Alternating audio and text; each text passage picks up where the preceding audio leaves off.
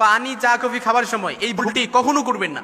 সেই 1400 বছর আগেই আল্লাহ রাসূল সাল্লাল্লাহু আলাইহি ওয়াসাল্লাম আমাদেরকে প্রেসক্রিপশন দিয়ে গেছেন। হয়তো আজকের বিজ্ঞান প্রমাণ করছে যে পানি চা কফি খাওয়ার সময় ভুলটি করার কারণে আপনার মারাত্মক ক্ষতি হয়, কিন্তু কি কি ক্ষতি হয় এটাও বলে দিয়েছে। কিন্তু আল্লাহ রাসূল সাল্লাল্লাহু আলাইহি ওয়াসাল্লাম সেই 1400 বছর আগেই আমাদেরকে প্রেসক্রিপশন দিয়ে দিয়েছে পানি চা কফি খাওয়ার সময় ভুলটি কখনো করা যাবে না। যেহেতু দৈনন্দিন পানির অপর নাম জীবন, আমরা দৈনন্দিন পানি খাই, চাও আমরা খাই, কফিও খাই, কিন্তু এই চা কফি পানি খাওয়ার সময় আমরা ভুলেও এই কাজটি করা যাবে না, যেটা আমাদের মারাত্মক ক্ষতি হবে। ওয়ালা তুলকু বিআইদিকুম ইলা তাহলুকা, আর আল্লাহ তাআলা কোরআনে বলেছেন যেটা তোমাদেরকে ধ্বংসের দিকে নিয়ে যায়, তোমাদেরকে ক্ষতির দিকে নিয়ে যায়, তোমরা সেই কাজটা কখনো করবে না।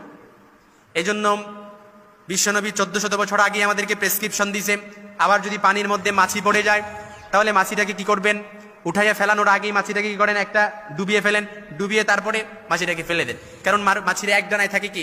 রোগ জীবাণু, আরেক ডানায় রোগ জীবাণু থাকে না, অর্থাৎ আরেক ডানায় কি থাকে? শেফা থাকে। এই দুইটা মাছি যখন দুইটা ডানায় একসাথে ডুবাবেন তখন কি হয়ে যায়?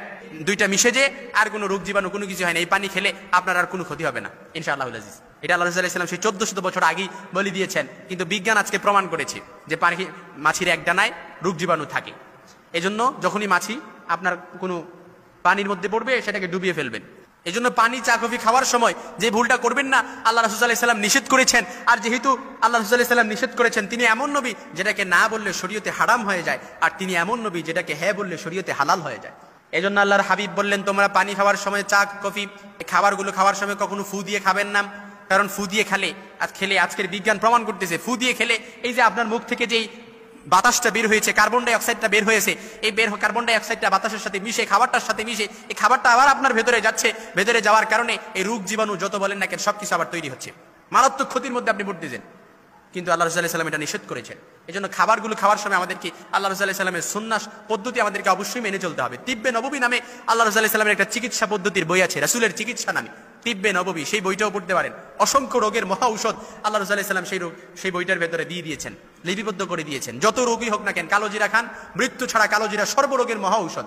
মধু খান, মধু খেলে শরীর চাঙ্গা থাকবে, শরীর ঠিক থাকবে, রোগ প্রতিরোধ ক্ষমতা বাড়বে। সকল রোগের মহা ঔষধও বলা যেতে পারে মধু। তো মধু খান। আল্লাহ রাসূল সাল্লাল্লাহু আলাইহি ওয়াসাল্লাম আমাদেরকে চিকিৎসা পদ্ধতি দিয়েছেন। কত বড় ফিজিশিয়ান ছিলেন আমার রাসূল সাল্লাল্লাহু আলাইহি ওয়াসাল্লাম। আপনি যদি আল্লাহ রাসূল সাল্লাল্লাহু আলাইহি ওয়াসাল্লামের প্রফেটিক স্টোরি পড়েন, এই মোরাল অফ দ্য স্টোরি কি ছিল, রাসূল সাল্লাল্লাহু আলাইহি ওয়াসাল্লামের এই প্রফেটিক স্টোরি পড়লে আপনি বুঝতে পারবেন আমার রাসূল সাল্লাল্লাহু আলাইহি ওয়াসাল্লাম কত বড় ডাক্তার ছিলেন।